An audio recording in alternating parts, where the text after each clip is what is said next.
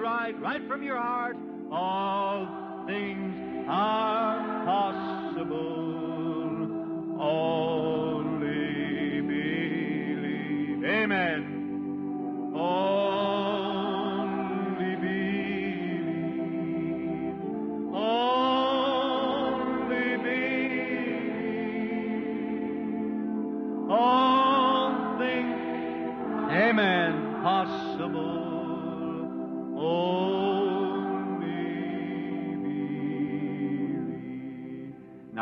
Père Céleste, nous te remercions de ce privilège que tu nous aies conduits ici à Beaumont, au Texas, de nouveau. Alors que je promène mon regard sur ces balcons, je me rappelle les autres fois où nous sommes venus et les grandes choses que tu as faites. Sans doute que beaucoup des gens qui y étaient sont assis ici même ce soir. Si tu n'avais pas touché leur corps malade, ils ne seraient pas ici ce soir. Mais tu l'as fait et ils sont ici. Beaucoup de souvenirs demeurent. Ils nous accompagneront tous jusque dans l'éternité. Nous te prions de nous accorder une grande effusion de l'Esprit. Bénis-nous ensemble, bénis chaque Église, chaque membre. Et Seigneur, bénis d'une façon toute spéciale notre cher jeune frère ici, frère Perry Green, qui s'avance sur le front pour essayer de proclamer ceci. Puissent les gens de cette charmante ville voir ce que ce jeune homme ressent pour les gens d'ici, qu'il cherche à les amener au Christ qu'il aime. Il essaie de présenter tous les ministères dont il pense qu'ils sont justes, qu'il a examinés par la parole, et il veut voir les gens être sauvés. Aide-nous, Père, dans nos efforts, alors que nous nous remettons à toi pour te servir, à l'honneur et à la gloire de Dieu.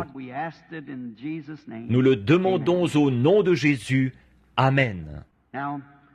Maintenant, souvenez-vous, là, chaque soir, amenez quelqu'un avec vous, ou passez un coup de téléphone, parlez-en à quelqu'un, et parlez-en à tous les pasteurs, à toutes les églises, peu importe ce qu'ils sont, même s'ils ne sont pas d'accord avec nous, pourvu que vous veniez, que vous vous asseyez, que vous vous teniez bien, que vous soyez gentils, certainement que nous apprécions votre présence ici. Et maintenant, apportez votre Bible, apportez un crayon, notez le texte. Allez faire des recherches, vérifiez ces choses avec la parole, pour voir si elles sont justes ou pas, voyez? Et alors, ne prenez pas votre propre théologie, prenez-le simplement comme c'est écrit dans la Bible. Voyez-vous, souvent on peut dire, ça veut dire ceci, voici ce que ça veut dire. Dieu n'a pas besoin d'interprète, il interprète sa propre parole. Voyez? Dieu a dit que la lumière soit, et la lumière fut. Ça n'a pas eu besoin d'interprétation. C'est arrivé exactement tel qu'il l'avait dit. Il a dit, une vierge concevra, et elle l'a fait. Ça n'a pas besoin d'interprétation. Dieu a promis certaines choses pour cet âge-ci, et elles doivent s'accomplir. Il l'a dit, alors ça n'a pas besoin d'interprétation. Dieu l'a dit, et il l'interprète lui-même. C'est pourquoi la Bible dit qu'elle ne peut être un objet d'interprétation particulière. Dieu interprète sa propre parole en la confirmant. Maintenant, je me demande si nous pourrions nous lever pendant que nous lirons sa parole dans l'Épître aux Hébreux au chapitre 1. La raison pour laquelle je vous demande de vous lever, c'est en l'honneur de cette parole. Je crois que la parole est Dieu. Au commencement était la parole était avec Dieu, et la parole était Dieu. Et la parole a été faite chair, et elle a habité parmi nous. Jésus-Christ le même hier, aujourd'hui et éternellement. C'est le thème de nos campagnes. Par conséquent, quand nous le lisons, lui, sous forme imprimée, dans cette parole, ici, nous nous tenons debout. Quand nous promettons fidélité à la patrie devant le drapeau, quand notre drapeau passe, nous nous tenons debout en l'honneur de notre drapeau, de notre pays. C'est ce que nous devrions faire. Alors, à combien plus forte raison devrions-nous nous tenir debout quand nous lisons la parole de Dieu? Hébreux 1, 1 à 3, alors que nous lisons. Après avoir autrefois, à plusieurs reprises et de plusieurs manières, parlé à nos pères par les prophètes, Dieu nous a parlé par le Fils en ces jours qui sont les derniers. Il a établi héritier sur toutes choses, et c'est par lui qu'il a fait les mondes. Ce Fils, qui est le rayonnement de sa gloire, est l'expression de son être, soutient toutes choses par sa parole puissante. Après avoir accompli la purification des péchés, il s'est assis à la droite de la majesté divine dans les lieux très hauts. Prions. Combien maintenant, alors que les têtes et les cœurs sont inclinés, aimeraient qu'on pense à eux en prière, pour qu'au cours de cette réunion, quelque part, Dieu vous accorde votre requête. Levez simplement la main. Le Seigneur voit votre main. Notre Père céleste, aussi loin que mes yeux humains me permettaient de voir, il y avait une foule de mains partout. Assurément, la révélation de Frère Green et mon désir de venir étaient justes. Maintenant, Père, donne-leur ce qu'ils désirent, selon ta parole et ta promesse. Nous te les confions.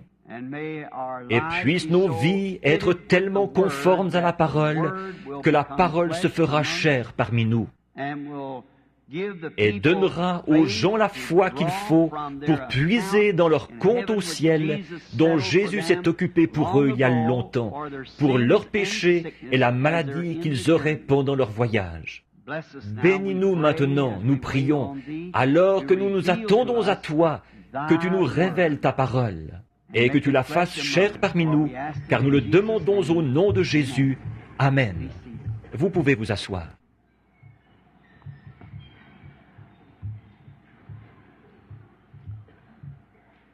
Maintenant, je vous demanderai, si vous le voulez bien, essayez de vous déplacer le moins possible. Je veux dire, pour ce qui est de vous lever et de sortir avant les 45, 50 prochaines minutes, quelque chose comme ça. Maintenant, ce qu'il y a, c'est que nous voulons connaître la vérité. Et la seule et unique vérité que je connaisse, c'est la Bible. Or, un jour, Dieu va juger le monde. Ça, nous le croyons. Et chacun de nous, mortels, nous serons emmenés dans sa présence pour le jugement. J'ai noté quelques points ici et quelques passages de l'Écriture auxquels je voudrais me référer dans quelques minutes. Maintenant, souvenez-vous, si je demandais ce soir, y a-t-il un catholique ici? Oui, dirait-il, peut-être. Eh bien, par quoi Dieu va-t-il juger le monde? Il dirait, l'Église catholique. Alors, je dirais encore, laquelle des églises catholiques? Elles sont en désaccord. Il y a énormément de désaccords entre elles. L'une est romaine, l'autre est grecque, et il y a l'orthodoxe, et ainsi de suite. Nous en avons énormément. Si je disais, les méthodistes se lèveraient, ils diraient, il va le juger par l'Église méthodiste. Eh bien, si c'est le cas, alors les baptistes n'ont pas la moindre chance d'y arriver. Et s'ils en jugent par les baptistes, alors les méthodistes n'ont pas la moindre chance d'y arriver. En effet, souvenez-vous de citer incorrectement une seule petite partie de la parole. Une seule, pas toute, pas même un verset en entier. Seulement un petit iota de ne pas croire la parole telle qu'elle. C'est ce qui a causé toutes les morts, toutes les maladies, tous les chagrins. Ça a été le cas d'Ève dans le jardin d'Éden. Maintenant, si tout ceci, c'est ce qu'il en a coûté à cause d'une seule dame qui a mal compris la parole. Elle ne l'a pas fait volontairement. Elle a été séduite, nous dit la Bible. Séduite, d'après la parole, c'est ce qui a causé tout ceci. Alors, vous et moi, nous ne retournerons pas là-bas à moins d'avoir la parole entière. Or, je crois que la Bible dit je ne crois pas que Dieu va juger le monde par l'Église pentecôtiste, par l'Église méthodiste, baptiste ou catholique. Il va le juger par Jésus-Christ. C'est ce qu'il a dit. Et Christ est la parole.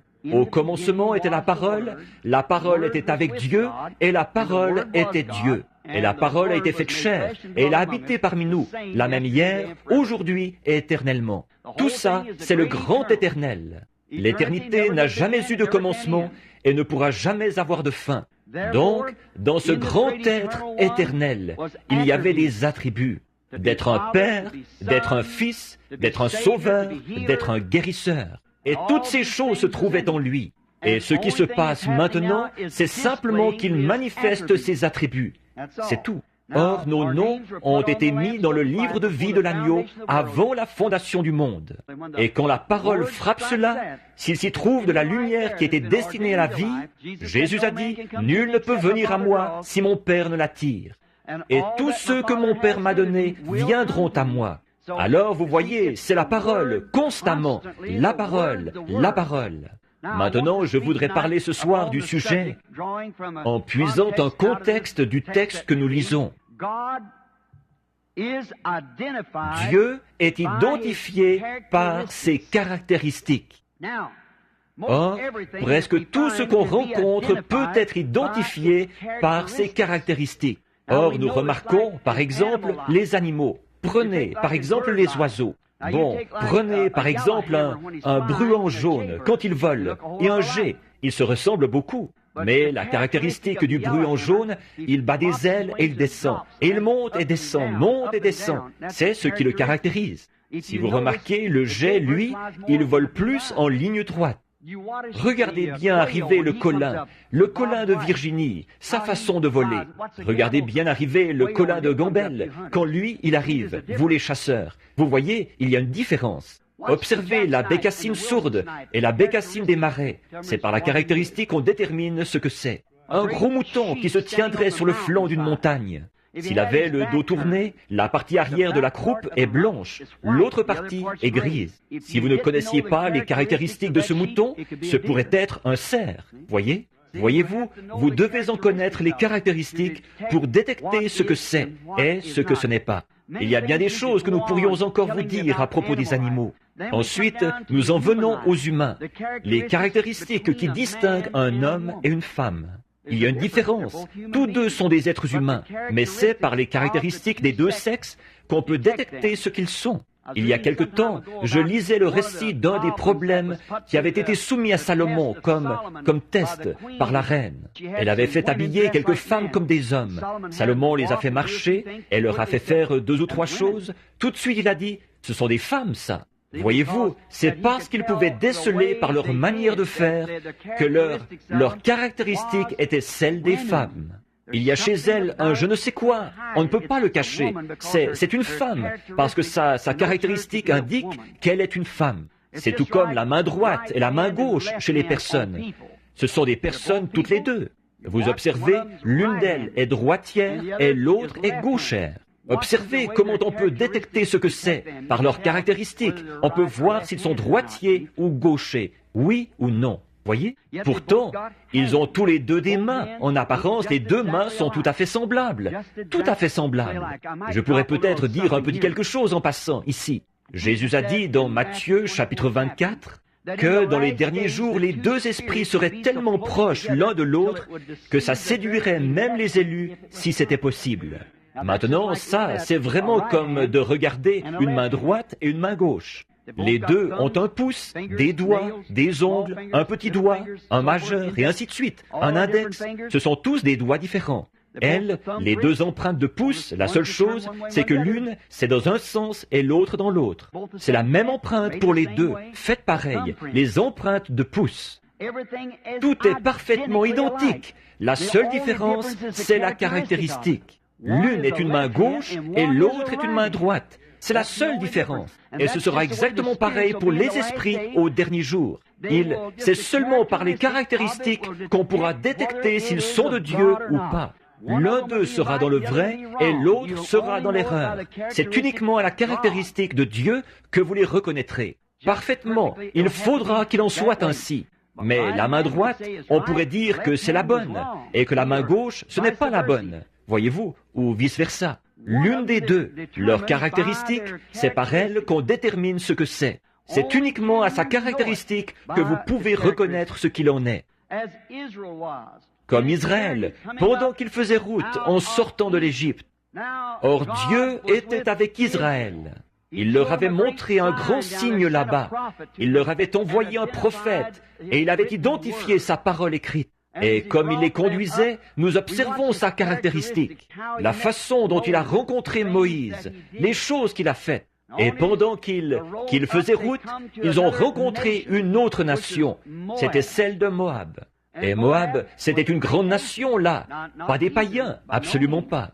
C'étaient les enfants des filles de Lot, et c'étaient des croyants. Maintenant, observez les deux nations. L'une d'elles est une nation reconnue. L'autre ne fait que demeurer dans le pays. Et donc, ils arrivent quelque part où cette grande nation de Moab est en plein sur leur chemin, alors qu'ils sont sur le sentier du devoir pour se rendre au pays promis. Or, ils avaient, regardez les deux nations, elles avaient chacune un prophète. L'un d'eux, c'était le grand enseignant et le prophète. L'autre, c'était Moïse. Voilà Balaam qui se présente pour maudire Israël. Et remarquez, tous les deux, ils étaient tout à fait fondamentalistes. Le prophète, des fondamentalistes qui suivaient Balaam, a dit, « Bâtis-moi 7 autels, c'est exactement le nombre de Dieu, et offre sur chaque autel un sacrifice pur, un taureau, exactement le même sacrifice que ce qu'ils avaient dans le camp d'Israël. » Et il a dit, sur chaque autel, offre également un bélier, ce qui annonçait la venue de Christ. Et là-bas, en Israël, ils offraient le même sacrifice, les mêmes autels, le même Dieu. Mais l'un d'eux avait tort et l'autre avait raison. Et maintenant, le seul moyen de déceler lequel, fondamentalement, pour ce qui est de la parole, ils avaient tous les deux raison. Mais vous voyez, l'un d'eux, ses motifs n'étaient pas bons. Il cherchait à barrer la route à son frère, qui cheminait vers la promesse que Dieu lui avait donnée. Autre chose, celui-là, le prophète Balaam, était fondamentaliste. Mais le prophète Moïse était identifié par les caractéristiques de Dieu. Il y avait la colonne de feu, une lumière surnaturelle suspendue au-dessus d'eux. Et il y avait de grandes guérisons dans leur camp. Un Dieu surnaturel qui montrait des signes surnaturels. Et ils s'en tenaient précisément à la parole de la promesse que Dieu avait donnée à Abraham bien avant, quand les deux nations avaient pris naissance. Mais maintenant, Moïse, avec la promesse qui avait été donnée à Abraham, il se dirigeait vers le pays promis. Balaam, qui était aussi un prophète de l'Éternel, il était là-bas. Et le seul moyen de pouvoir les identifier, ce n'était pas par le renseignement fondamentaliste, mais par la caractéristique de Dieu. Il y avait le son un cri, la voix du roi ici avec Israël. L'expiation était en action. Un serpent d'airain, un rocher frappé. Et Dieu était avec eux. Ils s'identifiaient dans une lumière surnaturelle. Et ils guérissaient leurs maladies et leurs maux au long de la route. Les caractéristiques démontraient ce qu'il était, en étant conformes à la parole pour cet âge-là, pour l'âge dans lequel ils vivaient. Les caractéristiques de Dieu qu'il identifiait avec Moïse. Voyez-vous, les caractéristiques de Dieu s'identifiaient avec Moïse. La colonne de feu, l'expiation en action, le rocher frappé surnaturel, et le serpent d'airain aussi qui attestait la guérison. Et aussi, c'est qu'ils étaient dans l'exercice de leur fonction, alignés sur la promesse de Dieu. Notez aussi, les caractéristiques de Dieu ne sont pas naturelles. La caractéristique de Dieu est surnaturelle. Parce qu'il est un créateur, il est surnaturel. Et quand la caractéristique de Dieu se met à se manifester, c'est quelque chose de tellement étranger à la pensée contemporaine que ça désoriente les gens. Ils ne peuvent pas comprendre cela. Pourtant, il ne dévie jamais de sa promesse. Dieu, à tous les âges, comme je l'ai dit, il a assigné une portion de sa parole. Prenons-en un comme exemple. Il y a eu Joseph, l'époux de Marie. Et bon, il était fiancé à cette jeune fille. Et ils devaient se marier. Mais là, avant leur union, elle se trouva enceinte par l'Esprit Saint. Or ça, nous le croyons tous. Si nous sommes chrétiens, nous devons le croire pour être chrétiens. C'est la Bible. Vous devez croire chaque parole de la Bible pour être chrétien. Bon, parce que si le Saint-Esprit est ici, à l'intérieur, il ponctuera chaque parole et chaque promesse d'un Amen. Parce que, bon, Joseph était un homme de bien, il était un brave homme. Et sans doute que Marie lui avait parlé de la visite de Gabriel, comme quoi le Saint-Esprit allait la couvrir de son ombre, qu'elle allait concevoir et donner naissance à un fils, et qu'il s'appellerait du nom de Jésus. Elle avait certainement dû dire ces choses à Joseph, et Joseph pouvait regarder dans ses grands yeux bruns, et il pouvait voir son innocence, et il voulait croire ça. Il voulait le croire de tout son cœur, mais ça sortait trop de l'ordinaire. Il se proposait donc de rompre secrètement avec elle. Maintenant, si un homme est sincère dans ce qu'il fait, Dieu va pourvoir d'un moyen de montrer à cet homme que c'est la vérité. Il est dans l'obligation de le faire si vous êtes sincère. Si vous le voyez et que vous vous en détournez, dans ce cas, vous serez jugé. Mais si vous êtes sincère et que vous voyez la vérité, or, Joseph, il se proposait de le faire. C'est tout. Il disait, ça sort tellement de l'ordinaire. C'est comme ça aujourd'hui que des gens, de braves hommes, des hommes très bien, des hommes de bon caractère, des bons ministres, beaucoup d'entre eux, des prêtres et tout, ce sont de braves hommes. Mais la confirmation surnaturelle de la promesse de ce jour-ci sort tellement de l'ordinaire que cela les déconcerte. Et cela parce que c'est la caractéristique de Dieu qui se manifeste. Donc, Joseph, son époux, qui était un homme de bien, il ne voulait pas la diffamer. Il n'arrivait pas à le croire. Il essayait.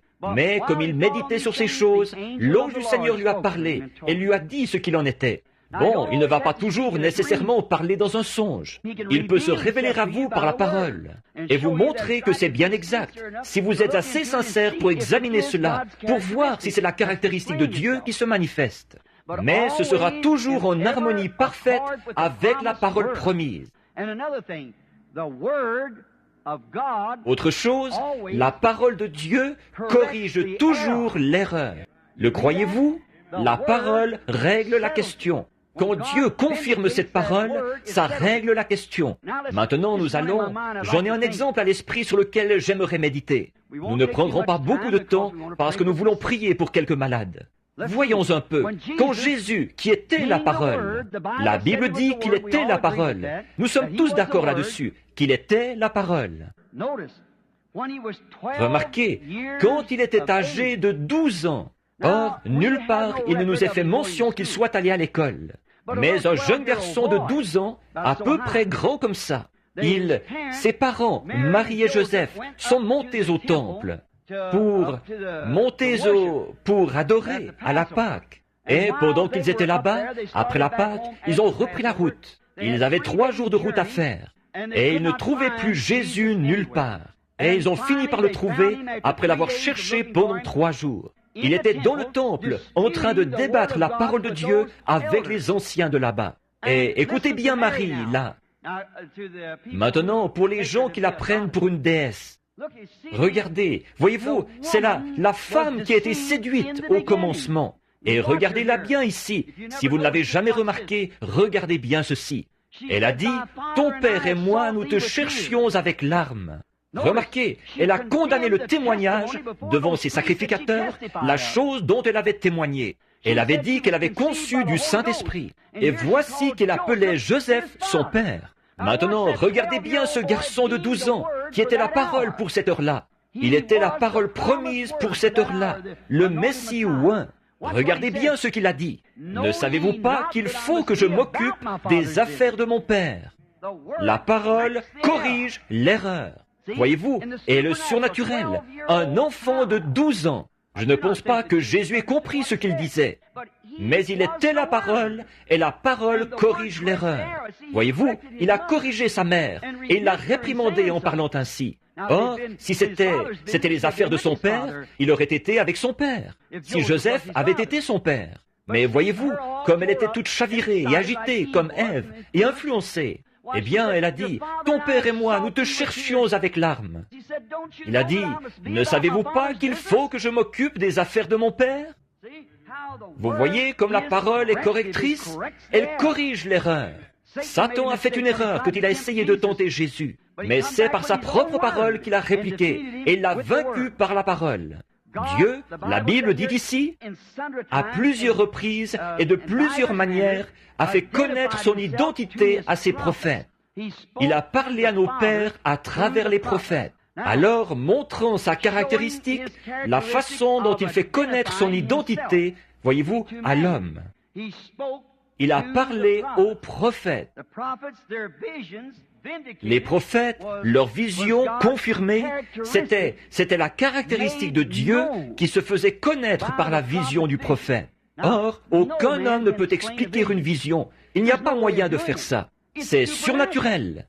C'est quelque chose par lequel vous voyez ce qui a été, ce qui est et ce qui sera. Et c'était ça le moyen de Dieu d'envoyer un homme qui prononçait ces choses et qui montrait des choses qui allaient s'accomplir, pas seulement ce soir, chaque fois. Tout ce qu'il disait devait être en harmonie parfaite avec le Seigneur. Ce devait être la parole du Seigneur. C'est ainsi que les dons et les appels sont sans repentance. Vous ne pouvez pas rendre vos yeux bruns alors qu'ils sont bleus. Vous ne pouvez pas vous faire mesurer 6 pieds alors que vous ne mesurez que 4 pieds. Qui, par ses inquiétudes, peut ajouter une coudée à sa taille? Nous sommes chacun ce que nous sommes par la grâce de Dieu. Donc, les dons et les appels sans repentance. Ces prophètes étaient prophètes de naissance. Moïse, à sa naissance, il était beau. Jésus était le Fils de Dieu dès avant la fondation du monde. L'attribut de Dieu. Jérémie, 712 ans, je crois, avant sa naissance. Il était la voix de celui... Non, excusez-moi. Il avait été établi prophète pour les nations et avait été sanctifié dans le sein de sa mère et établi prophète pour la nation. Jean-Baptiste, c'est lui que j'avais en tête. C'était 712 ans avant sa naissance. Il était la voix de celui qui crie dans le désert. Voyez-vous, c'est Dieu qui donne une position. Il envoie un homme qui porte la parole de l'âge en question. Mais bon, avant que vous puissiez croire la parole de cet âge-là, il s'identifie par sa caractéristique. Voyez-vous, par la connaissance, par la vision. Il avait annoncé que certaines choses arriveraient, et elles arrivent. Et Dieu a dit, quand la chose arrive, alors croyez qu'il a l'interprétation de la parole, parce que la parole du Seigneur vient à cet homme. Et ses références, c'est qu'il est identifié comme voyant selon l'Ancien Testament.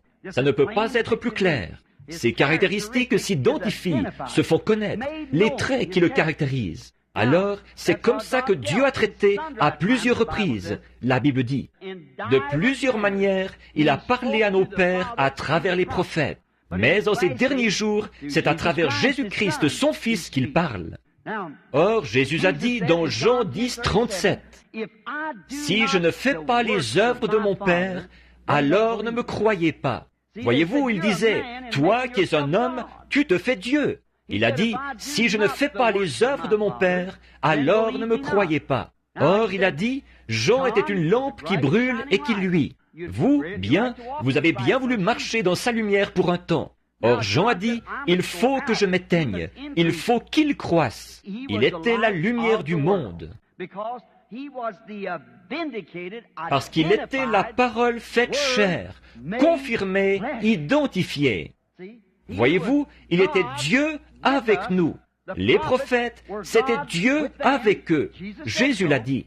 Il a dit, si vous appelez Dieu ceux à qui la parole de Dieu est venue, comment pouvez-vous me condamner lorsque je dis que je suis le Fils de Dieu?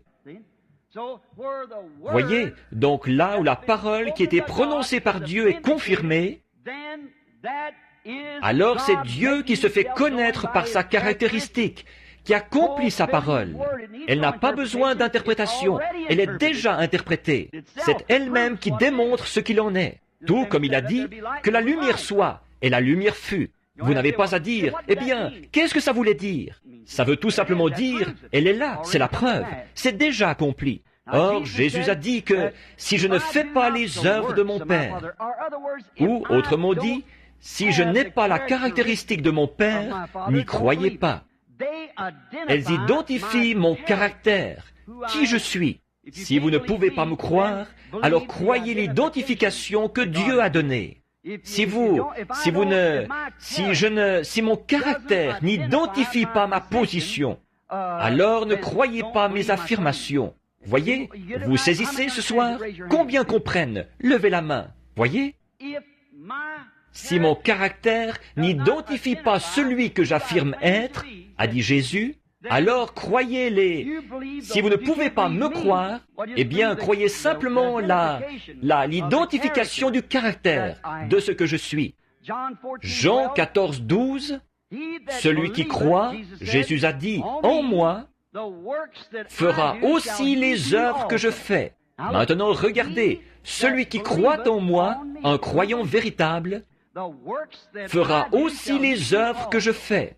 Remarquez, autrement dit, comme ceci, celui qui croit en moi sera identifié par ma caractéristique, les œuvres. Donc, c'est ça qu'il faisait. Il a dit, si je ne fais pas les œuvres du Père, alors ne me croyez pas. Et le Père a parlé aux prophètes, et c'était ça leur caractéristique, ce qui les identifiait. Même chose pour Jésus. Et c'est ce qui a été promis à celui qui croit. Mes caractéristiques produiront en lui exactement ce qu'elles ont produit en moi. Et si je ne fais pas les œuvres de mon Père, alors ne me croyez pas. Mais si je fais les œuvres et que vous ne pouvez pas me croire, alors croyez aux œuvres. Puisqu'elles ont été annoncées, elles doivent se produire. Il a dit, sondez les Écritures. En effet, vous pensez avoir en elles la vie éternelle. Et ce sont elles qui vous déclarent qui je suis. Ça, c'était Jésus, voyez-vous, Dieu manifesté, qui montrait qui il était. Elles rendent témoignage de qui je suis. Voilà, Hébreux 1:1 maintenant. Dieu, à plusieurs reprises, a parlé par les prophètes. Identifie clairement la caractéristique actuelle de la résurrection de son Fils. À l'époque, Dieu a parlé par les prophètes. Maintenant, à travers son Fils. Le Dieu immuable, la même caractéristique. Vous ferez aussi les œuvres que je fais. Dieu qui se fait connaître par sa caractéristique identifiée. Voilà comment vous savez. Vous dites, eh bien, je vais vous dire ceci, nous chantons ceci, nous faisons ceci et nous faisons. Ce n'est pas de ça que je parle. Je parle de la parole manifestée et qui identifie les caractéristiques de la parole promise pour l'âge. Les pharisiens, ils connaissaient la Bible aussi bien que n'importe qui. Mieux qu'aucun de nous, les membres du clergé, nous la connaissons aujourd'hui. Il fallait que leur vie s'y conforme. Leurs arrière-grands-pères, c'étaient des sacrificateurs. Ils l'étudiaient jour et nuit. Et ils n'ont pas vu cette parole identifiée. Aujourd'hui, Luther dit, quand vous croyez, vous l'avez. Le méthodiste dit, quand vous criez, vous l'avez. Le pentecôtiste dit, quand vous avez parlé en langue, vous l'avez eu. Nous constatons que tout ça, c'est faux. Certains disent, c'est par le fruit de l'esprit, c'est ça.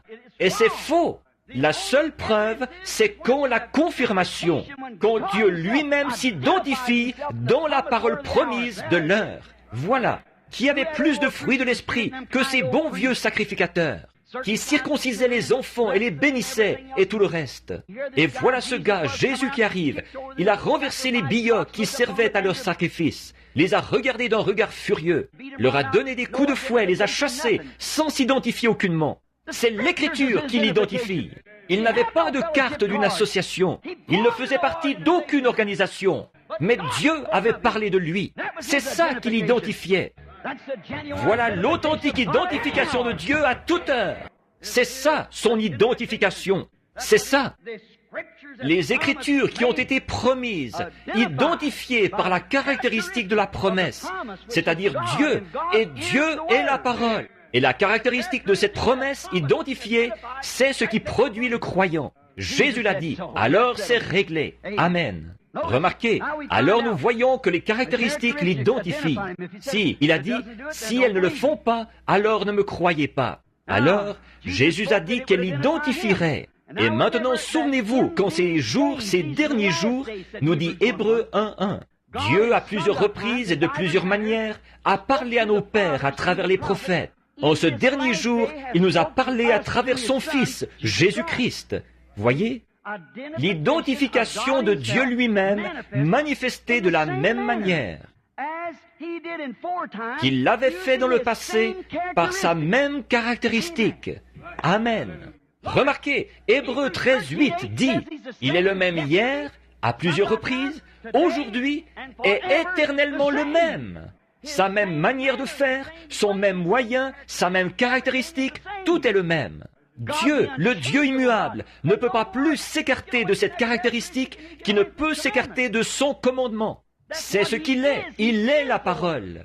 Il est la parole de l'heure. Il est la parole. Quand il a créé le monde, c'était la parole. Quand il a créé l'homme, c'était la parole, ses attributs. Quand il a créé Christ, c'était Dieu, Emmanuel. Et quand il a fait de lui un sauveur, c'était ses attributs. Quand il a fait de lui un guérisseur, c'était ses attributs. Voyez, toujours c'est la parole qui est identifiée. La parole identifiée par la caractéristique de Dieu. Remarquez sa manière de faire. Toujours, il ne change jamais. Regardez les 3 hommes qui sont venus à Abraham, comme il était assis à l'entrée de sa tente ce jour-là. Nous allons le regarder là pendant quelques minutes. Il était venu, il avait été appelé à sortir du pays de la Chaldée, des Chaldéens, de la vie dure.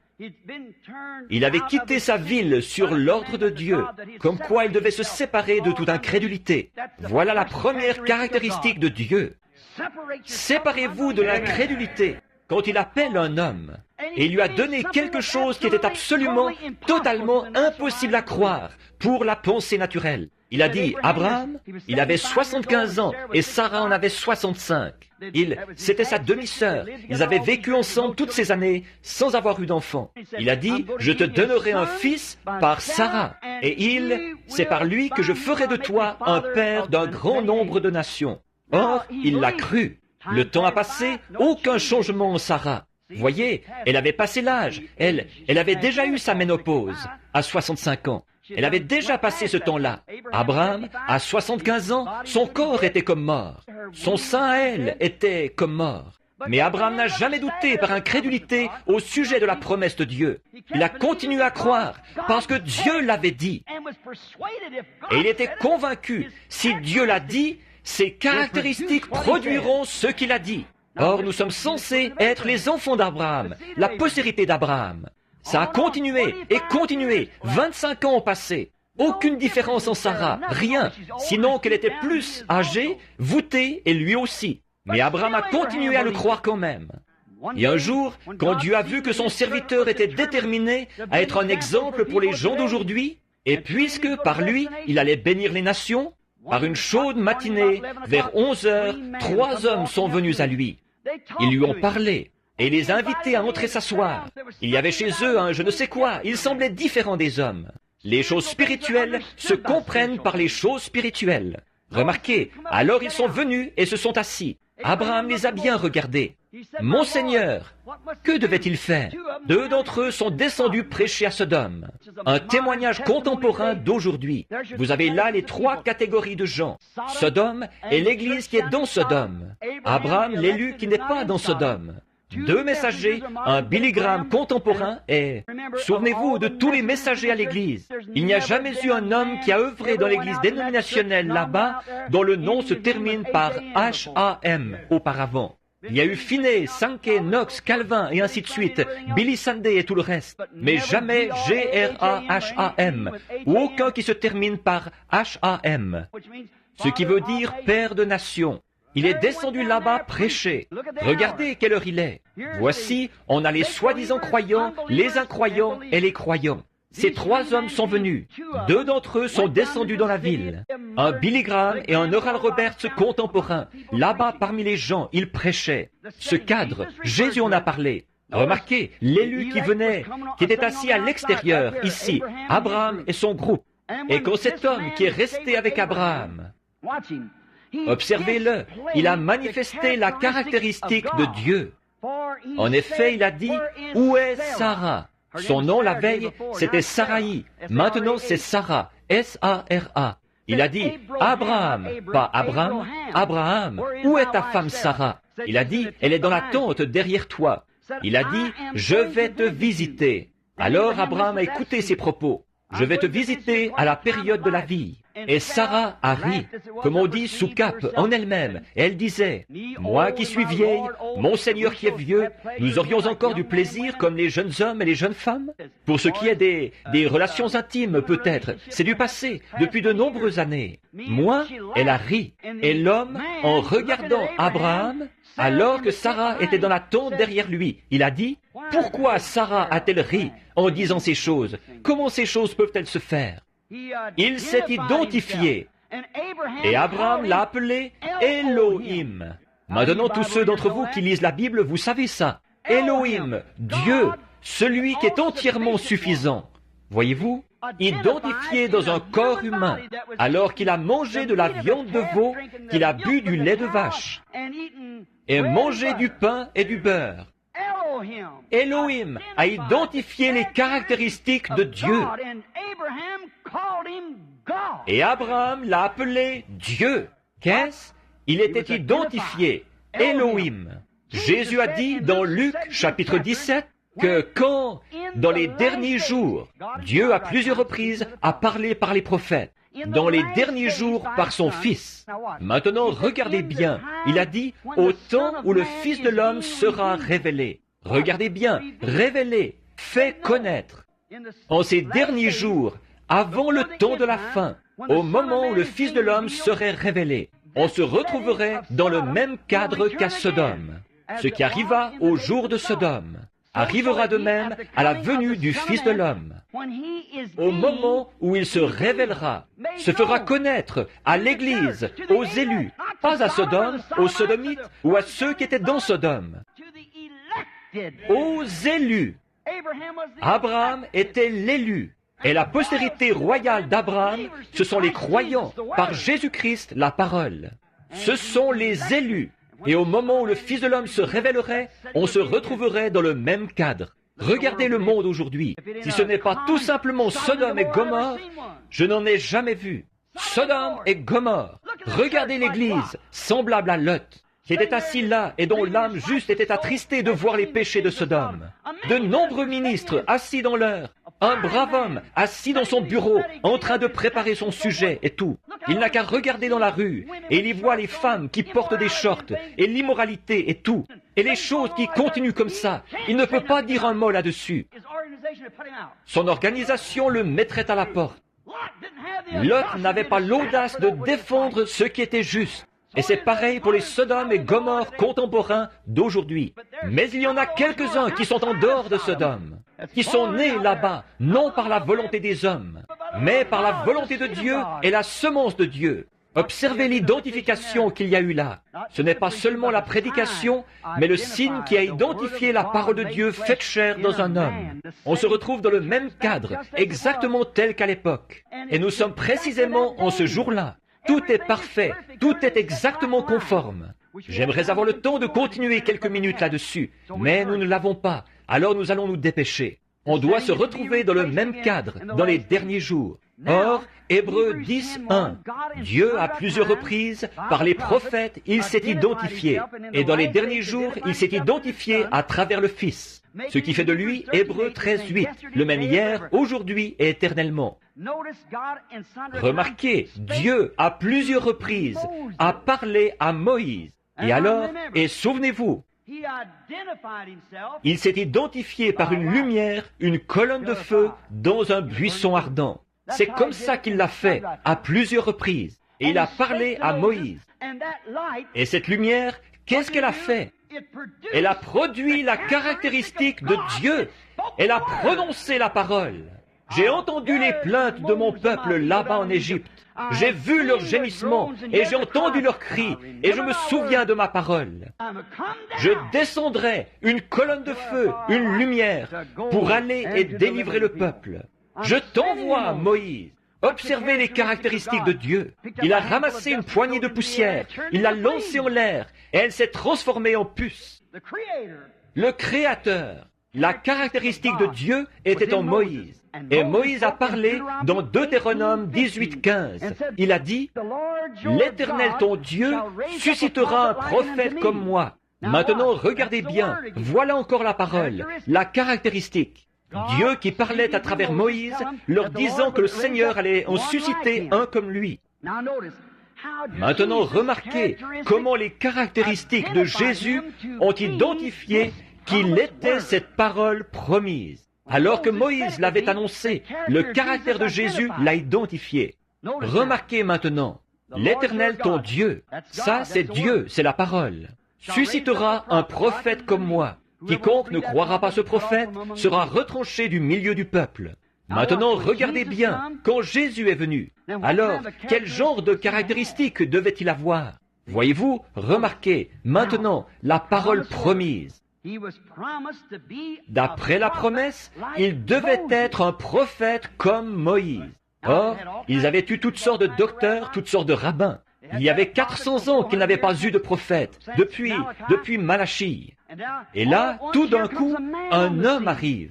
Or, il y avait un pécheur, il y en avait deux, les fils d'un homme. L'un d'eux s'appelait André et l'autre s'appelait Simon. Leur père leur avait dit, que ce qu'il faudrait surveiller à leur époque, il y avait eu beaucoup de faussetés qui avaient surgi. Le vieil homme, j'ai lu un petit livre une fois qui racontait, c'était peut-être un livre de fiction, je ne sais pas, qu'il avait dit, « Mes fils, juste avant le Messie qui doit venir, là, celui que nous attendons tous, il y aura un temps où toutes sortes de choses arriveront. Mais ce à quoi vous reconnaîtrez ce Messie, c'est qu'il correspondra à l'Écriture. Il sera prophète, parce que la parole de Dieu dit de lui qu'il est prophète. » André avait écouté parler Jean. Eh bien, tout ce que Jean faisait, il prophétisait. Vous savez, Jésus a dit, « Vous avez bien marché dans la lumière de Jean, mais j'ai une lumière plus grande que celle de Jean. J'ai une identification plus grande que celle de Jean. Car les œuvres que le Père m'a donné d'accomplir, elles rendent témoignage de moi. Jean a simplement prêché. Il a simplement été le précurseur. Il n'a pas produit de miracle, ni aucune des caractéristiques de Dieu quant à la promesse. Mais voici Jésus qui arrive avec cette caractéristique-là. Simon est allé l'écouter un jour. Et aussitôt que, peut-être que Simon y est allé avec André. André y assistait depuis le début. Mais Simon, quand il est entré dans la présence, maintenant écoutez, je termine avec ceci. Quand il est entré dans la présence de Jésus, Jésus l'a regardé. Il a dit, « Ton nom est Simon, et tu es le fils de Jonas. » Voyez-vous, la caractéristique de ce qui avait été promis s'identifiait en lui. Cet homme ne savait pas signer son nom. La Bible dit qu'il était à la fois ignorant et sans instruction. Mais l'identification était telle qu'il a vite abandonné toute son incrédulité. Et il a dit, c'est le Messie que nous attendions. Bon, il y a cru. Il y en avait un qui se tenait là, du nom de Philippe. Il a couru de l'autre côté de la ville, de la colline, des campagnes, environ 15 000 plus loin. Il est allé chercher un ami et il est revenu le lendemain avec celui-ci. Il s'appelait Nathanaël. Il l'a trouvé sous un arbre en train de prier. Il a dit, « Viens voir qui nous avons trouvé, Jésus de Nazareth, le fils de Joseph. » Il a dit, « Allons, allons, allons. Peut-il venir de Nazareth quelque chose de bon? De cette bande de gens sans distinction là-bas ?» Il a dit, « Viens voir. Voilà la meilleure observation qu'un homme peut faire. Ne restez pas chez vous à critiquer. Venez voir ce qu'il en est. Sondez les Écritures. Venez voir. » Chemin faisant, en marchant, ils ont parlé des choses qui s'étaient passées. Il lui a raconté ce qui était arrivé, qu'il avait su qui était Simon, son père et tout. Alors, quand il est entré dans la ligne, peut-être que c'était une ligne de prière, peut-être que c'était dans l'auditoire, je ne sais pas. Mais où qu'il ait été, quand Jésus a posé les yeux sur lui la première fois, il a dit, « Voici un Israélite dans lequel il n'y a pas de fraude. » Il a dit, « Rabbi, quand m'as-tu déjà connu ?» Il a dit, « Avant que Philippe t'appelle, quand tu étais sous l'arbre, je t'ai vu. » C'était l'identification des caractéristiques du Dieu oint. Il a dit, « Rabbi, tu es le Fils de Dieu. » Qu'était-ce? Ces caractéristiques l'identifiaient. Il savait par l'Écriture que c'était là cet homme oint, Dieu oint dans la chair. Dieu était en Christ, réconciliant le monde avec lui-même. Il a dit, « Rabbi, tu es le Fils de Dieu, tu es le roi d'Israël. » Jésus a dit, « Parce que j'ai dit cela, tu crois en moi, tu verras de plus grandes choses que celles-ci. » Or, certains de ceux qui se tenaient là n'y ont pas cru. Ils ont dit, « Cet homme est Belzébul, c'est un diseur de bonne aventure. » Jésus a dit, « Je vous pardonne cela. » Mais quand le Saint-Esprit sera venu pour faire la même chose, un seul mot contre cela ne sera jamais pardonné, ni dans ce siècle, ni dans le siècle à venir. Voyez-vous, l'expiation n'avait pas encore été faite. Voyez-vous, il ne pouvait pas y avoir, vous ne pouvez pas être jeté en enfer avant d'avoir passé en jugement. Cette nation ne le ferait pas. Dieu ne le fera pas non plus. Voyez-vous, vous êtes dans un lieu à attendre, enchaîné dans une prison, jusqu'à ce que vous soyez jugés. Et vous voyez, il ne pouvait pas les renvoyer parce que l'expiation n'avait pas encore été faite. Mais après sa mort, son ensevelissement, et que le signe a émané du sang, le Saint-Esprit, à ce moment-là, de parler contre cela, c'est un péché impardonnable. Un seul mot, c'est tout ce que vous avez à dire contre cela. Et alors, il n'y a plus jamais de pardon nulle part. Un seul mot contre cela, voyez-vous, c'est une chose très sérieuse. Maintenant donc, nous voyons de nouveau. C'est ce qu'il a identifié comme le Messie oint. Dieu en Christ, l'expiation pour les derniers jours. Christ qui a fait l'expiation pour les derniers jours. Or, Nathanaël, lui, il y a cru et il l'a reconnu. Une petite femme s'est présentée au puits un jour, à Sichar, une ville de Samarie. Il fallait que Jésus passe par là, quand il était en route en bas de la colline près de Jérusalem pour aller à Jéricho. Mais il est passé par la Samarie. Il a dit qu'il fallait qu'il passe par là. Le Père l'avait conduit là-bas. Une fois arrivé là, il a renvoyé les disciples et il s'est assis, à se demander, j'imagine, ce qu'il en était. Maintenant, souvenez-vous, Jean 5, 19, Jésus a dit, « En vérité, je vous le dis, le Fils ne peut rien faire de lui-même, mais ce qu'il voit faire au Père. » Maintenant, souvenez-vous, il n'a jamais fait un seul miracle, si ce n'est, non pas quand il l'entendait, mais pendant qu'il le voyait. Le Fils ne fait rien avant de l'avoir vu faire au Père, premièrement. Voyez-vous, cela démontrait ce qu'il était, ce prophète Dieu. Plus qu'un prophète, il était Dieu. Tout ce que les prophètes avaient été se trouvait en lui, et plus. Les prophètes avaient seulement eu une portion de la parole. Lui, il avait toute la parole. Il était la parole dans sa plénitude. Mais remarquez, Dieu à plusieurs reprises a parlé de plusieurs manières, par des petites portions. En ce dernier jour, la plénitude de la parole est venue, dans son Fils Jésus-Christ. Dieu fait chair parmi nous. Cette petite femme de mauvaise vie, parfois nous disons d'elle que c'était une prostituée. Peut-être qu'enfant, elle avait été jetée à la rue. Parfois, c'est comme maintenant. En fait, ce n'est pas tant de la délinquance juvénile, c'est de la délinquance parentale. De laisser la demoiselle sortir et se conduire comme ça. C'était peut-être une ravissante jeune femme. Elle s'est présentée là pour remplir son seau d'eau vers 11 heures. Maintenant, souvenez-vous, si vous êtes déjà allé en Orient, ils n'ont pas changé du tout. Ils ont toujours les mêmes coutumes. Les femmes y vont, les vierges vont au puits de bonne heure pour chercher leur eau. Une prostituée, une femme de mauvaise vie, ne peut pas y aller avec elle. Elle ne se côtoie pas. Elle était obligée d'y aller après que toutes les autres avaient fini. Elle y est allée, peut-être qu'elle était fatiguée. Peut-être qu'elle s'était fait un nouveau petit ami, son mari de cette nuit-là. Elle est arrivée avec sa cruche, elle l'a mise là. Elle l'a installée pour la faire descendre avec le treuil. Elle a entendu un homme dire « Apporte-moi à boire !» Elle a jeté un coup d'œil et elle a vu un homme d'âge moyen qui se tenait là, la barbe un peu grisonnante. Il avait seulement une trentaine d'années. Mais la Bible dit qu'il avait l'air d'en avoir 50. Tu n'as pas plus de 50 ans et tu dis que tu as vu Abraham. Il a dit « Avant qu'Abraham fût, je suis ». Voyez-vous, ils n'ont pas compris cela. Ils se débarrassaient des parasites. Aujourd'hui, il faut supplier et implorer et dorloter et supplier et persuader et faire des promesses aux chrétiens pour qu'ils viennent à l'Église. S'ils viennent à l'Église, nous ferons telle et telle chose. Jésus, quand il était sur terre, il avait trop de gens avec lui. Il a regardé autour de lui et il a vu l'assemblée. Il voulait se débarrasser d'eux. Il a dit, « Si vous ne mangez la chair du Fils de l'homme et si vous ne buvez son sang, vous n'avez pas la vie en vous-même. » Pouvez-vous vous imaginer un médecin qui aurait été assis là? Mais il aurait dit, cet homme veut faire de nous des vampires humains. Boire son sang? Ridicule. Éloignez-vous tous, laissez cet homme, il est fou. Ils se sont éloignés. Il ne l'a jamais expliqué. Il n'avait pas besoin de l'expliquer. Parfois, il secoue votre foi pour voir ce que vous allez faire. Il fait la même chose en ce jour-ci. Oui, de laisser tout ça vous paraître un peu fantomatique, pour voir votre position, voir si vous croyez vraiment. Rappelez-vous, ces disciples, prédestinés par Dieu, ils n'ont pas bronché. Eux non plus, ils ne pouvaient pas l'expliquer, mais ils ne voulaient pas broncher. Alors il est revenu à la charge, il a dit, toute l'assemblée s'était éloignée, des milliers. Il a dit aux 70 qui étaient assis là, ces ministres qu'il avait ordonnés pour qu'ils aillent devant lui prêcher. Il a dit, je vais les secouer pour voir où ils en sont. Alors il a dit, eh bien, que direz-vous quand vous verrez le Fils de l'homme monter au ciel d'où il est venu? Le Fils de l'homme monter au ciel? Nous pêchons avec lui, nous nous étendons sur le rivage avec lui, nous mangeons avec lui, nous avons vu la crèche dans laquelle il est né, nous connaissons sa mère, ses frères, et ce Fils de l'homme monterait là d'où il est venu de Nazareth. Cette parole est dure, eux aussi ils se sont éloignés. Ils ont dit, nous ne pouvons pas comprendre cela, vous voyez? Qu'est-ce qui s'est passé? Ça n'a pas fait broncher les disciples. Eux ne pouvaient pas l'expliquer. Ils se sont tous éloignés. Il ne l'a jamais expliqué.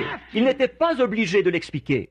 Aujourd'hui, on a des plantes de serre chaude, ce qu'on appelle des chrétiens. Quelqu'un qu'on est obligé de vaporiser, de cajoler, de ménager. Et voudriez-vous m'accorder votre communion? Voudriez-vous collaborer? Voudriez-vous faire ceci? Oh, bande de plantes de serre chaude! Nous avons besoin d'un christianisme authentique, né de l'Esprit de Dieu. Et ça ne demande aucune collaboration, ni rien d'autre. Ils ne veulent rien du tout. Jésus s'est tourné vers les disciples, il les a regardés. Il a dit, allez-vous aussi vous en aller? Voulez-vous aussi vous en aller? Il a dit, je vous ai choisis, vous les 12, et l'un de vous est un démon. Pourquoi ne vous en allez-vous pas aussi? C'est là que Pierre a prononcé ces paroles mémorables. Seigneur, où irions-nous? Nous sommes convaincus. Nous savons que tu es la source de la vie, identifiée. Tu as la parole et elle seule. Nous sommes convaincus. Cette petite femme qui se tenait là, il a dit, apporte-moi à boire. Elle a dit, ce n'est pas la coutume, il y a de la ségrégation entre nous. On ne permet pas ce genre de choses ici. Il lui a tout de suite fait savoir qu'il n'existait aucune différence, que ce soit avec les Juifs ou quoi encore. Il était Dieu. Il a dit, va chercher ton mari et viens ici. Elle a dit, je n'ai pas de mari. Il a dit, tu as dit la vérité. Tu en as eu 5, et celui avec qui tu vis maintenant n'est pas ton mari. Maintenant, regardez bien cette femme. Il s'est passé quelque chose. Cette petite semence prédestinée, là au fond de son cœur. Quand il a dit ça à ses pharisiens, regardez-les. Ils ont complètement noirci ce qu'ils professaient. Ils professaient le christianisme. Ils professaient être des disciples. Ils professaient qu'ils l'aimaient. Mais quand la vérité est venue, elle les a plongés dans les ténèbres. Mais quand ceci est venu, elle a donné la vie. Elle a retiré les ténèbres et tout a été blanchi. Il a dit, elle a dit, monsieur, je vois que tu es prophète. Or, il y a 400 ans que nous n'en avons pas eu. Voyez, je vois que tu es prophète. Or, nous savons que quand le Messie sera venu, son identification, ce sera ce genre de caractéristiques. Il nous dira ces choses. Il a dit, je le suis, moi qui te parle. Et là-dessus, elle a laissé tomber sa cruche. Elle est allée dans la ville et elle a dit, venez voir un homme qui m'a dit ce que j'ai fait. Ne serait-ce pas la caractéristique même du Messie oint, c'est-à-dire la parole qui connaît les pensées qui sont dans le cœur? Ne serait-ce pas le Messie? Oh là là! Regardez, la femme qui avait la perte de sang. Il s'est identifié à elle par sa caractéristique qu'il était le Messie. La femme qui avait la perte de sang l'a identifié, lui, la parole. Hébreux 4:12, la Bible dit, la parole de Dieu est plus puissante qu'une épée à 2 tranchants. Elle discerne les pensées qui sont dans le cœur. Combien savent ça? Dans l'esprit. Voilà ce qu'est la parole. Croyez-vous qu'il était la parole? Croyez-vous qu'il est le même hier, aujourd'hui et éternellement? Alors c'est réglé si vous croyez cela. Remarquez, cette petite femme a dit, si je peux seulement le toucher, peu m'importe tout ce qu'ils peuvent dire de lui. Je crois qu'il est exactement ce qu'il a dit qu'il était. Si je peux le toucher, je serai guéri. Alors elle s'est frayé un passage jusqu'à lui et l'a touché. Elle est retournée dans l'auditoire. Jésus s'est arrêté et il a dit, qui m'a touché? Et Pierre a essayé de le faire passer pour un névrosé. Il a dit, voyons, tout le monde, ne dis pas des choses pareilles. Voyons, les gens ne sauront pas quoi penser de toi. Un homme de ton calibre et tu dis, qui m'a touché? Tout le monde te touche. Il a dit, mais je sens que je me suis affaibli. De la vertu est sortie de moi. Il savait qu'il s'était passé quelque chose. Maintenant, regardez ce qui arrive, la prochaine commotion. Il a regardé autour de lui jusqu'à ce qu'il la trouve. Et il lui a dit quel était son état et que sa foi l'avait sauvé. Il s'est identifié comme la parole de Dieu en connaissant les secrets du cœur. Oh là là, la parole discerne le corps, discerne le cœur. Un instant maintenant, je termine. Alors, comme Hébreux 13:8 est vrai, il est le même hier, aujourd'hui et éternellement. Croyez-vous cela? Maintenant, je laisse de côté beaucoup de choses ici que je devrais dire. Alors son caractère l'identifiera maintenant à l'heure actuelle. S'il est le même hier, aujourd'hui et éternellement, exactement tel qu'il était à l'époque. Pas vrai? Il l'a promis. Et souvenez-vous, sa caractéristique est son identification. Combien le comprennent? Levez la main. Sa caractéristique est son identification. C'est comme ceux qui revenaient d'Emmaüs. Je vais dire ceci. Jésus avait été crucifié. Tout le monde était triste. Ils étaient allés dans le sépulcre. Maintenant, on disait que quelqu'un était venu le dérober. Un jour, il est sorti des buissons et il a marché avec eux en allant à Emmaüs. Et il a dit, pourquoi êtes-vous si triste? Il a dit, eh bien, tu n'es qu'un étranger ici. Ensuite, quand il les a eu fait entrer, il a fait quelque chose exactement de la même manière qu'avant sa crucifixion. C'était sa caractéristique de le faire de cette manière. Et ils ont vite reconnu, par sa caractéristique, que c'était le même Jésus qui avait été crucifié.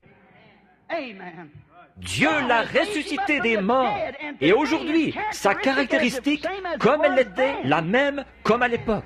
Et les jours de Sodome qui reviendraient, comme Jésus l'a prophétisé, la même chose doit se produire. Au moment où le Fils se révélera aux gens, c'est l'identification de sa caractéristique. Hébreux 4, 14 et 15, il est maintenant notre souverain sacrificateur, qui peut être touché par le sentiment de nos infirmités, exactement tel qu'il était à l'époque. Nos infirmités le touchent. Eh bien, si elles le touchaient, comment agirait-il s'il est le même hier, aujourd'hui et éternellement? Sa caractéristique serait la même. Alors il agirait comme il l'a fait quand la femme a touché son vêtement. Le croyez-vous? Il vit à jamais. Il est vivant à jamais, et ses caractéristiques l'identifient encore aujourd'hui tel qu'il était à l'époque. Le croyez-vous de tout votre cœur? Dieu identifié par sa caractéristique, ce qui l'identifie. Courbons la tête. Père Céleste, nous sommes simplement des hommes et des femmes assis ici ce soir. Mais, pour ainsi dire, nous touchons Dieu quand nous touchons la parole. Et Père, je craindrais d'essayer de dire quelque chose qui ne soit pas ici. Je craindrais d'essayer d'en donner ma propre interprétation, parce qu'elle pourrait être fausse. Et tu as dit, quiconque en retranchera une seule parole, ou y ajoutera une seule parole, sa part sera retranchée du livre de vie. À quoi servirait ma vie dans ce cas, Seigneur, si je faisais une vilaine chose comme celle-là? Alors, je la prononce telle qu'elle, tout simplement. Et Père, tu as promis que tu l'identifierais. Je crois que tu es ressuscité des morts il y a 2000 ans et que tu es vivant ce soir, en train d'appeler un peuple simple, comme tu l'as toujours fait. Un ici et un là, pas de groupe, pas d'organisation, pas de grande réalisation à la manière de l'homme. Mais tu as dit que tu prendrais un peuple parmi les nations, un peuple. 2 dans un champ, j'en laisserai un, j'en prendrai un. 2 dans un lit, j'en laisserai un, j'en prendrai un. Un peuple pris ici et là, à cause de ton nom, l'épouse. Je crois que ton caractère t'identifie. Tu as promis que ce qui arriva au jour de Sodome arriverait de même au jour où tu serais révélé. La parole elle-même, de cette heure, doit révéler la parole elle-même, tout comme la parole est venue au prophète. Et Père, nous voyons Jean qui était ici sur terre. Et là, la parole qu'il révélait était là. Et la Bible dit que la parole vient toujours au prophète. Et la parole était chère à cette époque-là. Alors elle est allée directement à Jean en marchant dans l'eau. La parole est venue au prophète. Dieu notre Père, viens ce soir, je t'en prie, et viens à notre secours. Viens au secours de notre incrédulité. Pardonne-nous nos manquements. Guéris les malades et les affligés. Une seule parole de toi, Seigneur, comptera plus que tout ce qu'un homme pourrait dire. Que ce soit simplement toi qui parles, Père. Une seule parole comptera tellement. Or, tu es le même hier, aujourd'hui, éternellement. Nous nous remettons à toi maintenant. Et nous prions que, quand nous repartirons et rentrerons chez nous ce soir, nous disions comme ceux qui revenaient d'Emmaüs, après l'avoir vu faire quelque chose pour identifier devant eux qu'il était le Seigneur ressuscité. On avait beau dire, ils ont dérobé son corps et ils ont fait ceci, cela et autre chose. Eux, ils le savaient qu'il était ressuscité des morts. Ce soir, ne veux-tu pas nous montrer que tu es vivant de nouveau? Et appeler à toi ceux de cette belle ville et des environs qui sont destinés à la vie. Car nous le demandons au nom de Jésus. Amen. Maintenant, je vais vous demander pour une quinzaine de minutes. Nous allons être en retard d'une dizaine de minutes. Je vais me dépêcher. Je veux appeler les quarts de prière. Je crois que Billy, G, les quarts de prière G. Est-ce celle-là qu'on a distribué? G? Les quarts de prière G. Prenons de 1 à 15 ou 20, quelque chose. G1. Combien? Qui a G, numéro 1? Levez la main pour voir si elle est ici. Et souvenez-vous, gardez vos cartes de prière, on va prier pour vous. Même si ce n'est pas ce soir, on va s'en occuper. 1, 2, 3, 4, 5, 6, 7, 8, 9, 10, ici, en avant, le plus rapidement possible. Avancez-vous ici et mettez-vous dans la file. Très bien. 1, 2, 3, 4, 5, 6, 7. Il en manque 3 là. 7. 7 et 1, 2, 3. Compte-les, Roy, pour moi. Très bien. 10. Très bien. De 1 à 10. 15 maintenant. G de 1 à 15. C'est-à-dire 15 ou 10, 11, 12, 13, 14, 15. Très bien. On va s'arrêter là, avec celle-ci. Très bien. Maintenant, nous essayons de tenir notre parole, voyez-vous, d'être sortis pas plus tard que 9h30. Mais nous ne le ferons pas ce soir, je le sais. Mais maintenant, je voudrais que tout le monde m'accorde toute son attention. Maintenant, si j'ai dit la vérité, et je vous ai dit que ces choses sont censées se produire, et c'est annoncé ici dans la Bible, que c'est maintenant l'heure. Il se peut que vous ayez été enseigné dans une autre école. C'était aussi le cas des pharisiens. Mais la Bible avait dit qu'en ce jour-là, une vierge concevrait. Elle l'a fait. Il a dit que les caractéristiques du Messie seraient celles-là. Elles l'ont été. Mais ils ne l'ont pas cru. Ça ne l'a pas empêché de continuer à avancer quand même. C'est pareil maintenant. Nous vivons aux dernières heures du dernier jour. La science dit qu'il est minuit moins 3. Je pense qu'il est maintenant plus tard que ça, d'un moment à l'autre. Le communisme s'est insinué dans notre pays, et les prédicateurs insistent sur le communisme au lieu d'insister sur Christ. On dirait qu'ils sont là, à chercher à condamner ça. Pourquoi ne pas voir l'heure où nous vivons? Le communisme, nous n'avons pas... Oh là là, je n'ai pas peur du communisme. Ce qu'il y a par rapport à l'Église, c'est que la venue du Seigneur va vous surprendre. Vous n'y serez pas préparés. Or, que tout le monde, que toute l'Amérique se tourne vers Dieu, et regardez bien ce qui arrivera au communisme. Il faut découvrir quelle est la maladie, et ensuite y remédier. Maintenant, que tout le monde soit respectueux. S'il vous plaît, ne vous déplacez pas. Maintenant, combien dans l'auditoire n'ont pas de carte de prière, et vous voudriez que Dieu vous guérisse? Levez donc la main. Dites, j'ai la foi, où que vous soyez. Maintenant, regardez, je pense que celui-ci est branché. Ici, bien. Si vous... M'entendez-vous ici? Bien, bien. Maintenant, surveille ça, frère Roy. Maintenant, une seule parole de Dieu comptera plus que tout ce que moi je pourrais dire. Bon, quand on regarde d'ici, c'est difficile, ça l'est toujours. Voyez-vous, on a les lumières en plein visage, et c'est assez difficile de voir dans l'auditoire, de voir les gens. Et je ne sais pas, je ne vois pas une seule personne en fait, de celles que je vois en ce moment que je connaisse. Combien d'entre vous me sont inconnus? Levez la main, vous savez que je ne sais rien de vous. Je pense que c'est partout. Combien dans la ligne de prière savent que je ne sais rien de vous? Levez la main. Partout dans la ligne de prière, là-bas. Si vous m'entendez, levez la main. Si je vous suis inconnu. Tout le monde. Maintenant, qu'est-ce qu'il est? Il est le souverain sacrificateur qui peut être touché par le sentiment de nos infirmités. Cette femme qui a touché son vêtement, peut-être qu'elle non plus, elle n'avait pas de carte de prière.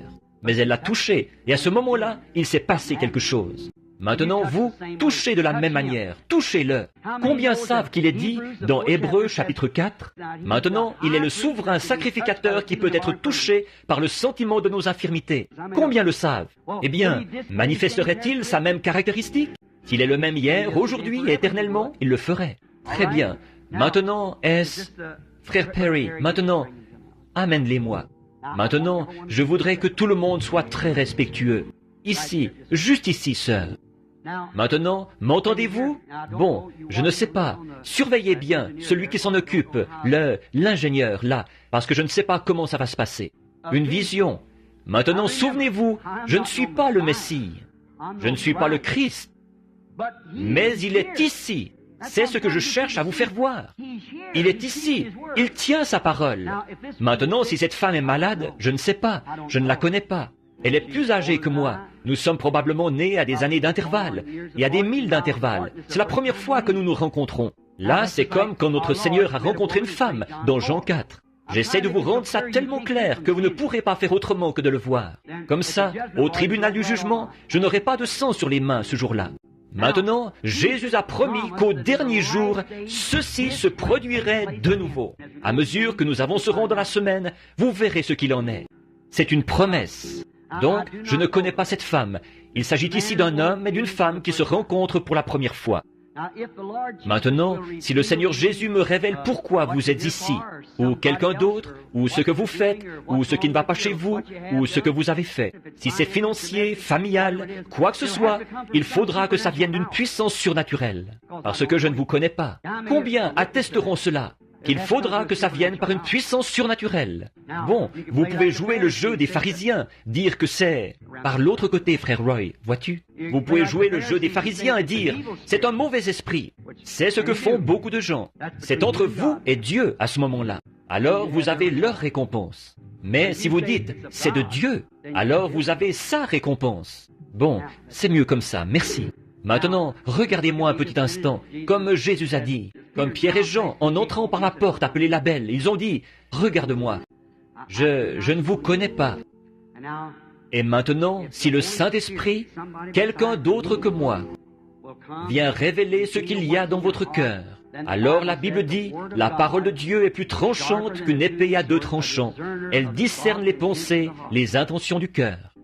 C'est exactement ce que dit la Bible. Alors, c'est donc ce qui révèle le secret du cœur. Alors, ce serait la caractéristique de Dieu, la parole manifestée en ce jour-ci. Combien croient cela maintenant? Maintenant, vous voyez de quoi il s'agit? Bon, je l'ai prêché, je vous en ai parlé, mais est-ce vrai? C'est ça qu'il faut voir. Ensuite, voyez-vous, maintenant, si c'est vrai, chacun de vous, si ce n'est pas vrai, elle le saura. Certainement, elle le saura. Vous le saurez aussi. Mais si ce n'est pas vrai, alors j'ai rendu un faux témoignage de Christ. Si c'est vrai, alors chacun de vous, vous devriez lui donner votre cœur. Vous devriez le croire de tout votre cœur, tendre la main vers lui et l'accepter pour tout ce dont vous avez besoin. C'est vrai.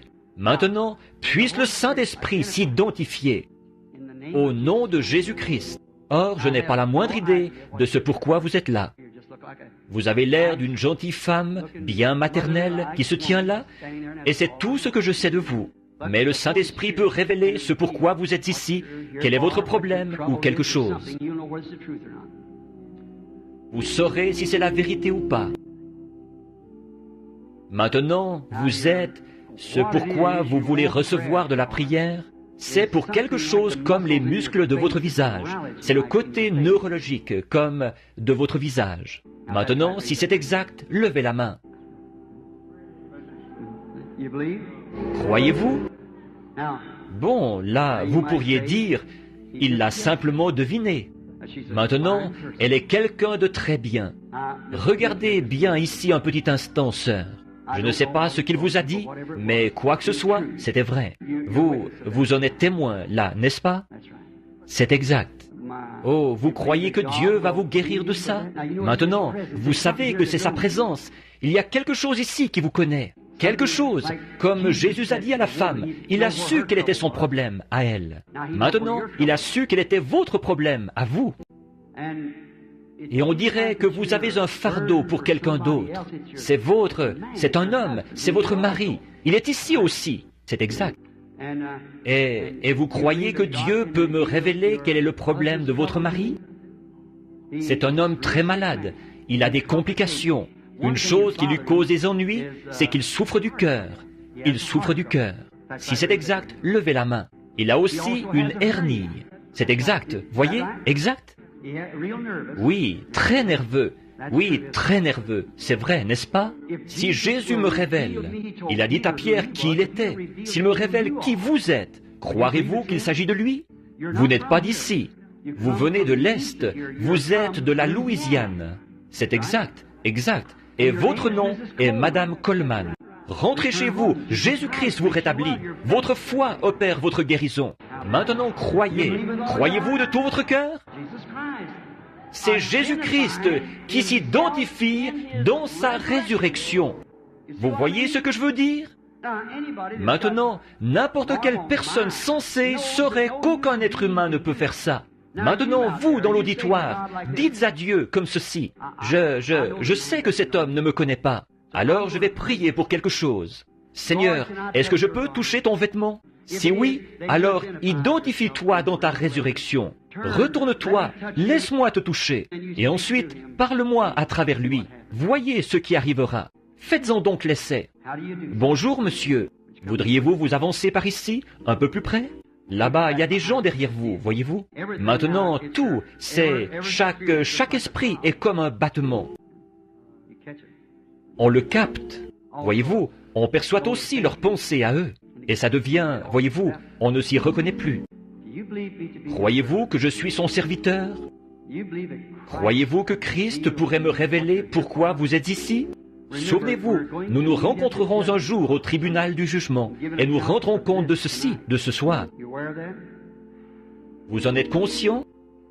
Votre problème, un de vos problèmes se situe au niveau du dos. Vous avez beaucoup de problèmes. Vous avez mal au dos et vous êtes en train de perdre la vue. Vous avez des problèmes d'yeux. Si c'est exact, levez la main. Bon, il y a aussi quelque chose que vous faites dont vous voulez vous débarrasser. Vous n'avez pas d'objection à ce que je le dise? Vous voulez cesser de fumer.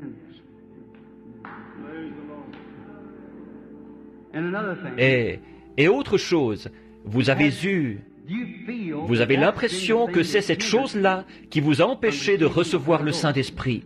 Maintenant, vous voulez recevoir le Saint-Esprit. C'est un désir dans votre cœur. C'est exact. Faites signe de la main, comme ceci. Eh bien, c'est parti maintenant. Allez recevoir le Saint-Esprit et soyez guéris. Que Dieu vous bénisse, monsieur. Vous croyez?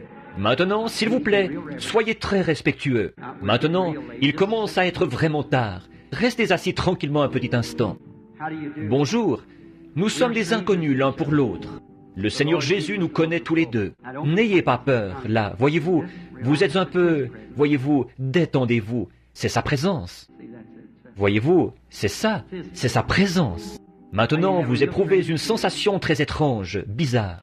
Une sensation pleine de douceur, d'humilité. Voyez, hors de vous tenir dans la présence d'un homme, vous ne vous sentiriez pas comme ça. Combien ont déjà vu cette lumière, cette colonne de lumière, ce feu? Elle a été photographiée ici même au Texas, la première fois, la deuxième fois. Elle est suspendue juste là, près de cette femme.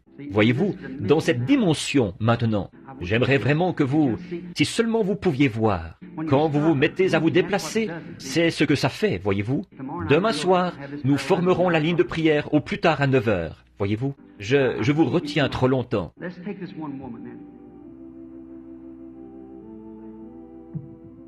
Alors, arrêtons-nous sur cette femme, ici. Un instant. Vous croyez, assise là-bas? Oui, cet état de faiblesse qui vous affecte? C'est ce qui ne va pas. Voyez, qu'est-ce qu'elle a touché? Je ne connais pas cette femme. Elle a touché le souverain sacrificateur. Mais voyez-vous, je lui tournais le dos, exactement comme ça s'est passé à l'époque d'Abraham. Tenez, regardez par ici, sœur, un petit instant. Vous semblez avoir un fardeau sur votre cœur. C'est ça, c'est votre fille, là-bas au fond. Elle a des problèmes avec ses oreilles. C'est exact. Vous croyez maintenant de tout votre cœur? Très bien. Maintenant croyez, simplement, et elle se rétablira. Vous voyez ce que je veux dire? Si tu peux croire, tout est possible. Croyez-vous? Il y a une petite dame qui a baissé la main là-bas. Elle regarde droit vers moi. Elle souffre du diabète. Croyez-vous que Dieu va guérir ce diabète, assise là-bas? Très bien. Vous pouvez recevoir ce que vous demandez. Alors, croyez seulement. La dame près de vous, là-bas, a des problèmes de côlon et de vessie. Croyez-vous que Dieu va guérir ça, rétablir ça? Très bien. Vous pouvez avoir ce que vous demandez. La main de la petite dame. Voyez-vous, maintenant regardez, vous n'avez qu'à lui demander. Quelque chose d'une grande douceur l'a touché. Voyez-vous, sa foi, c'est ça qui agit. Ce n'est pas moi, c'est Dieu. Tenez, voici un homme assis ici au bout. Il a des problèmes avec ses bronches. Cet homme âgé, assis juste ici, qui me regarde. Vous croyez que Dieu va guérir ça, monsieur? Celle qui est assise à côté de vous souffre d'une infection dans son corps. C'est exact, sœur. Agitez votre mouchoir si c'est exact. Très bien, très bien. Imposez-vous les mains l'un à l'autre. Croyez de tout votre cœur. Père et fille, alors pourquoi pas? Imposez-vous les mains l'un à l'autre et croyez de tout votre cœur. Jésus vous rétablira. Je défie votre foi de le croire.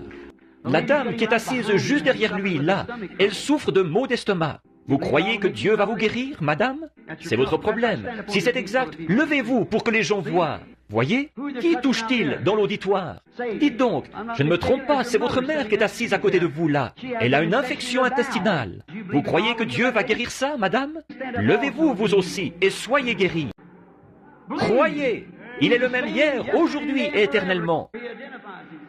Il s'identifie. Croyez-vous que je suis son prophète ou serviteur?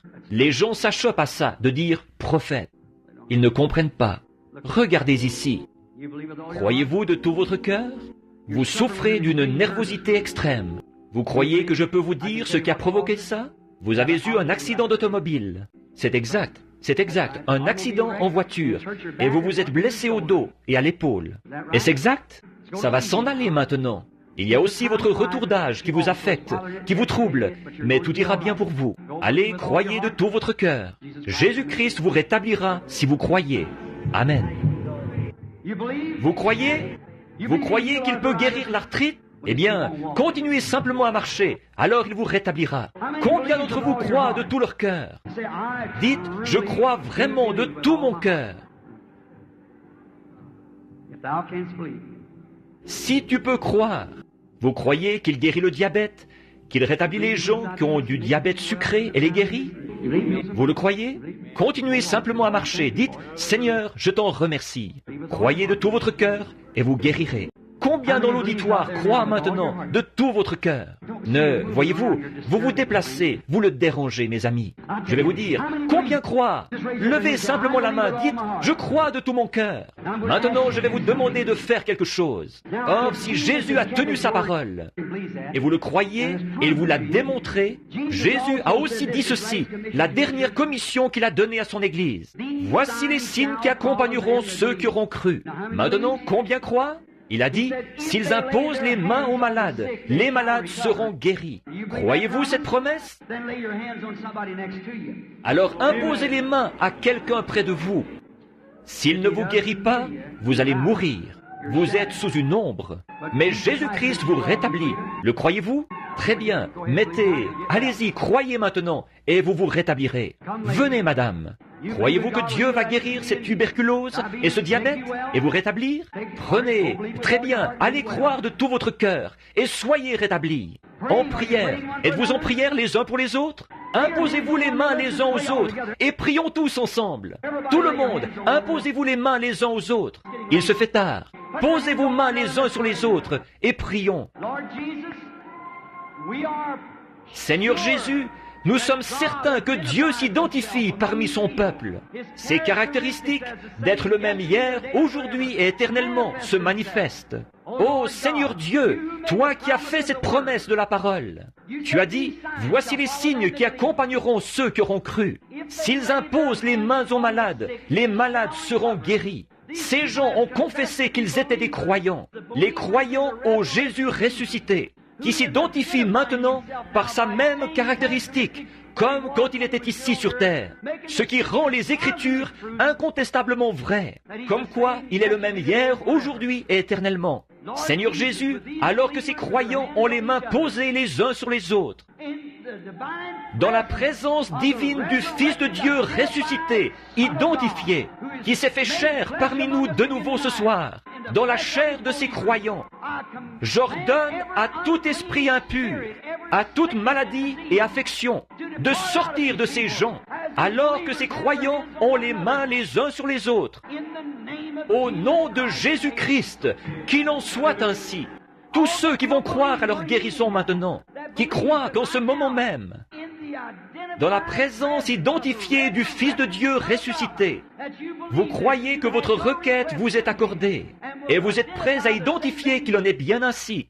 Levez-vous et dites, je l'accepte de tout mon cœur. Levez-vous, tous ceux dans la présence de Jésus-Christ qui vont croire. Louez-le, donnez-lui la louange et la gloire. Levez simplement vos mains et rendez-lui grâce. Dieu confirmera chaque promesse qu'il a faite.